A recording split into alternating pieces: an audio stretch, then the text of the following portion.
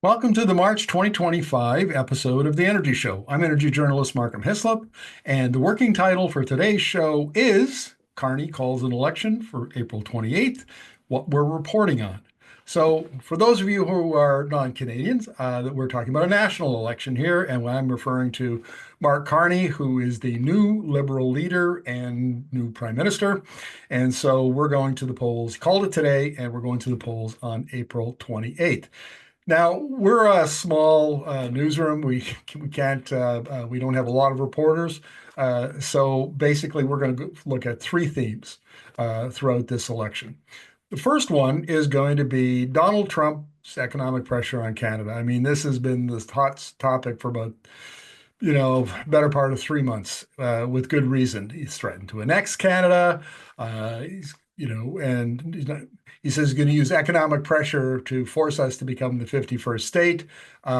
Tariffs, they're on, they're off. They're on 25% tariffs on steel and aluminum, which I'm sure the American customers. Did you know that the U.S.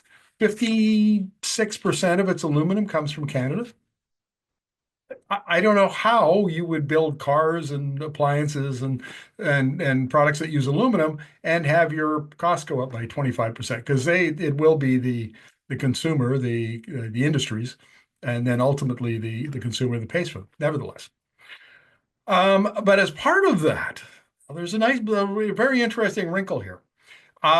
Trump's presence in this campaign is going to be felt because Danielle Smith, the Alberta Premier, gave an interview to Breitbart News, the very far-right independent media in the States, in which she basically said that she had asked the U.S., the Trump administration, to pause tariffs till after the election because they were helping the liberals, the federal liberals, and hurting the Conservative Party of Canada that's led by Pierre Poilievre. And that has led to all sorts of accusations about election interference, which is illegal.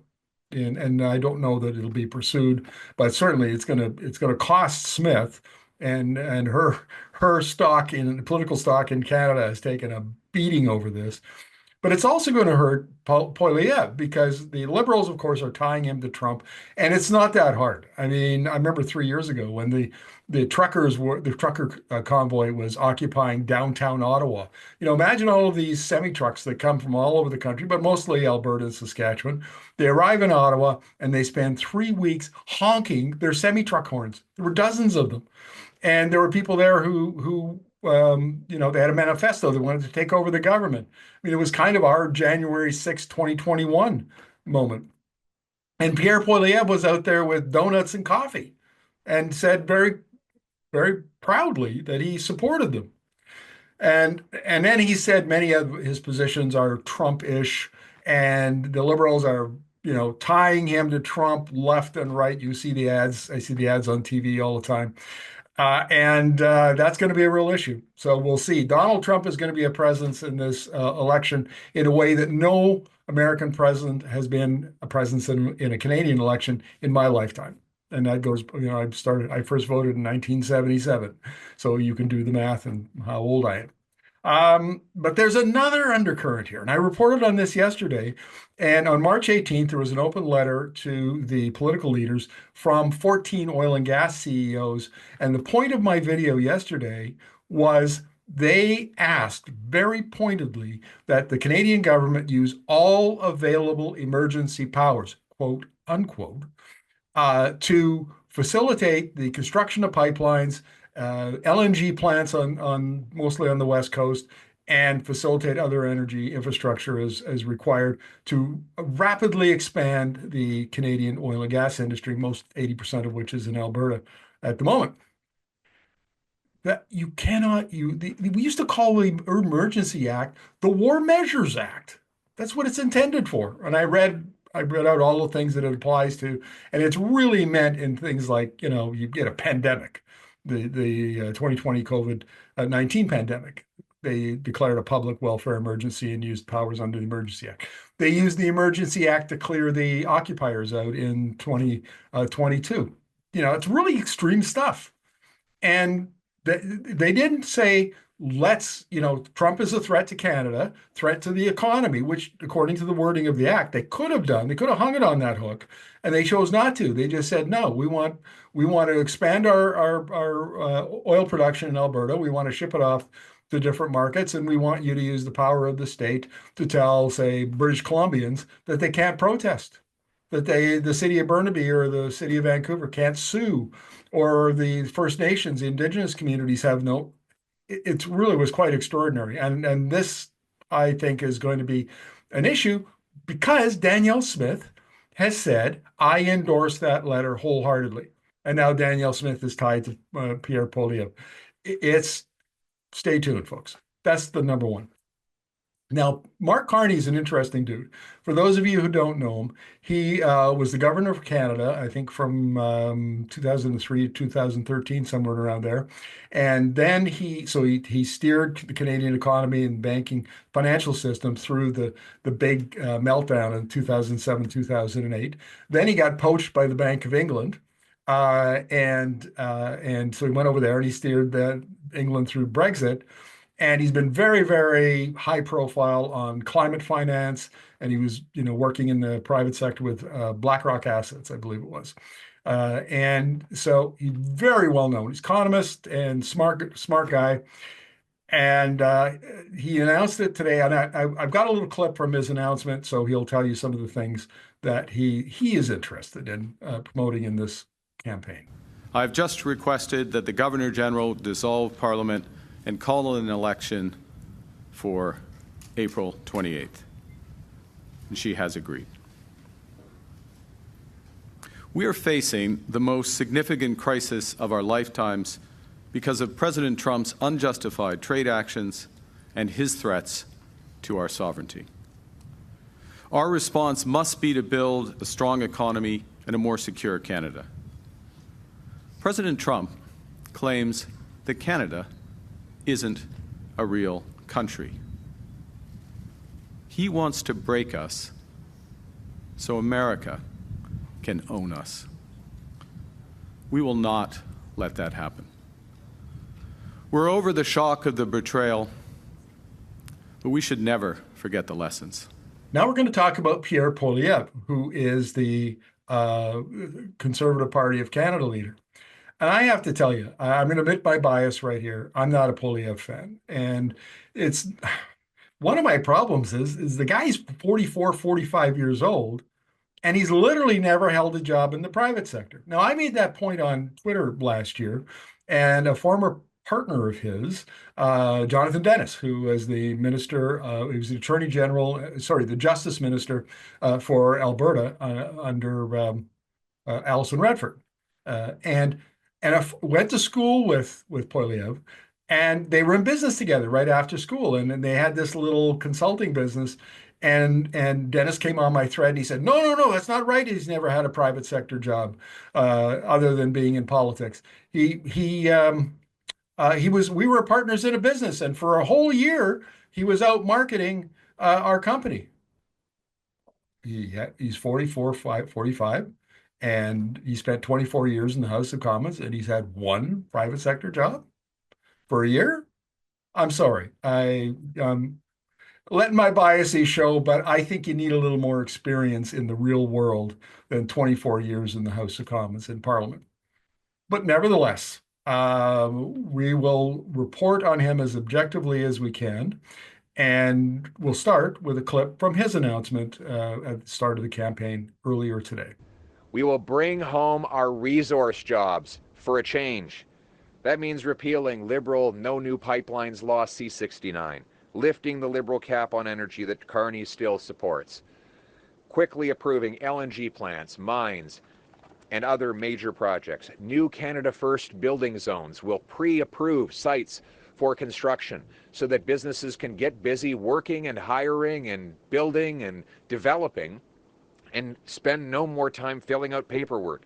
With a national pipeline like the one the Liberals blocked not long ago, we can go around the American market, send our oil to Europe, break European dependence on Putin, and break our dependence on the United States of America.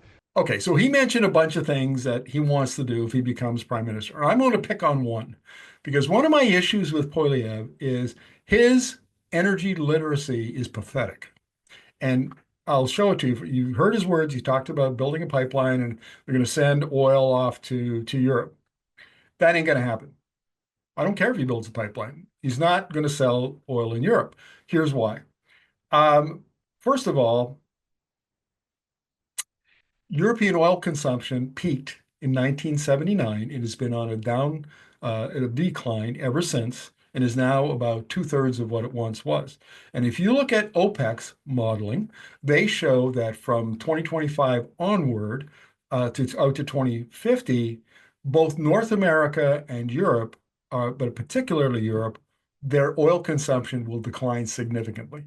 So even the guys running the biggest oil cartel in the world don't believe that there's going to be more oil consumption in Europe. It's not a growing market. The growing markets are in Europe.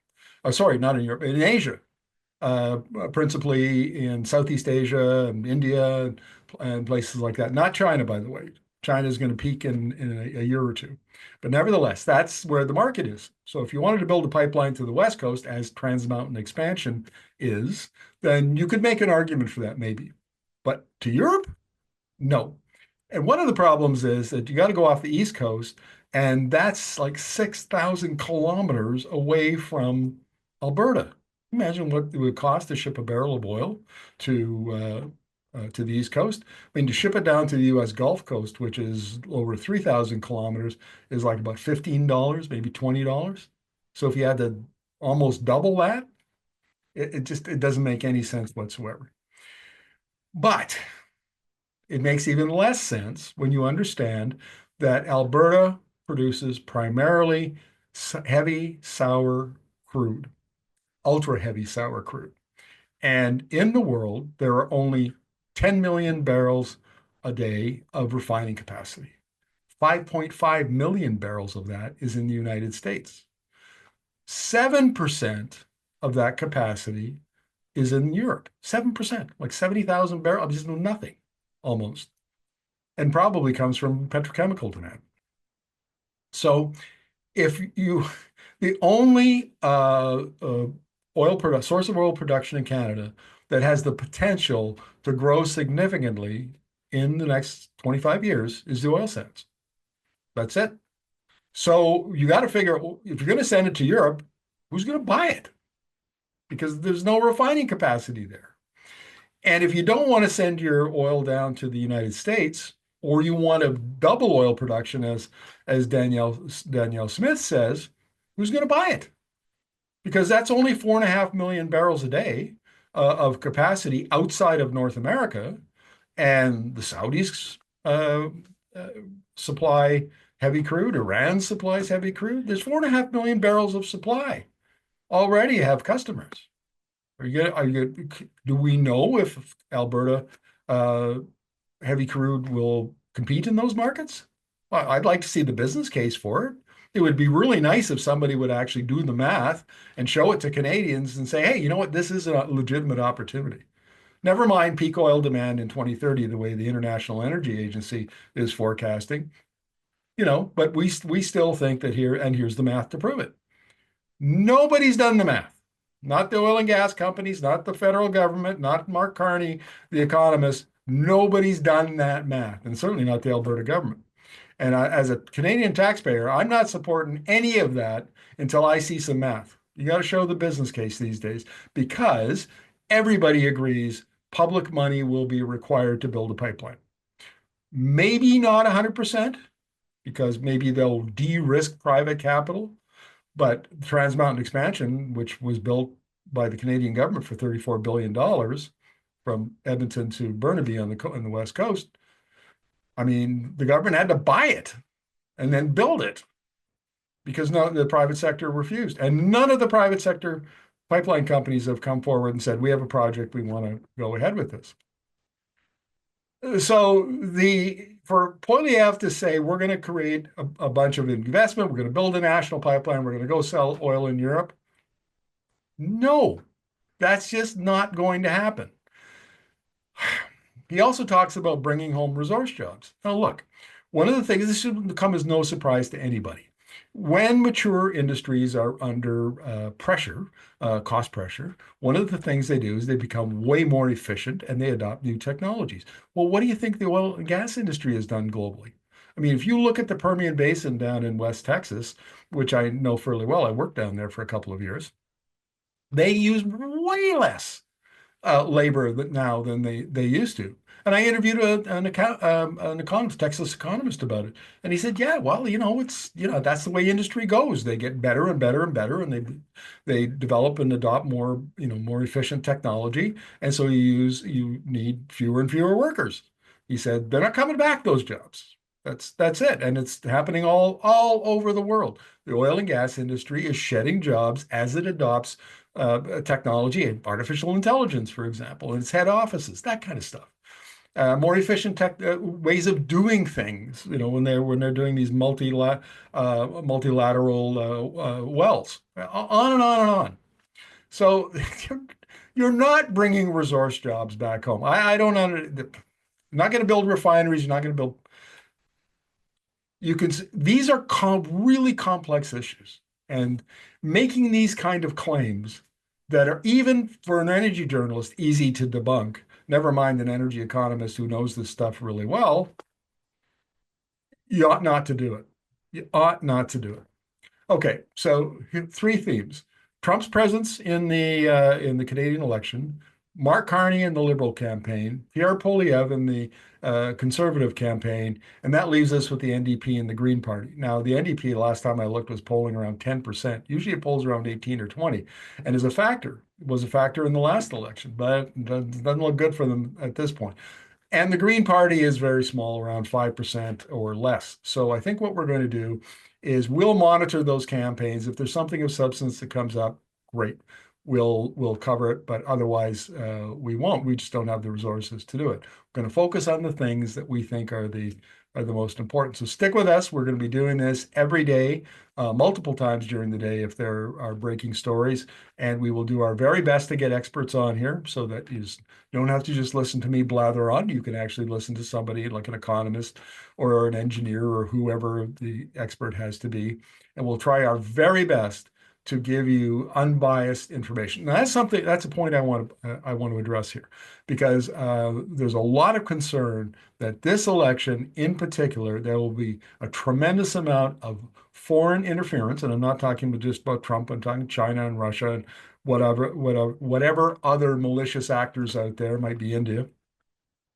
They'll be interfering, and one of the ways they'll be doing that is on social media and on the internet with bots and trolls, and you see it on some of the comments on our stuff. We get swarmed by bots. That's the way they're going to do it. So there'll be a tremendous amount of misinformation. We will do our very best to give you evidence-based, data-based information so you can make informed choices when election day comes up on April 28th, and we'll do our very best to get it right. Thanks for watching the show. We are on a mission to reach 10,000 subscribers and over 1 million views. If you're enjoying the content, give us a thumbs up, share your thoughts in the comments, and subscribe to our channel. Thanks for being part of our community.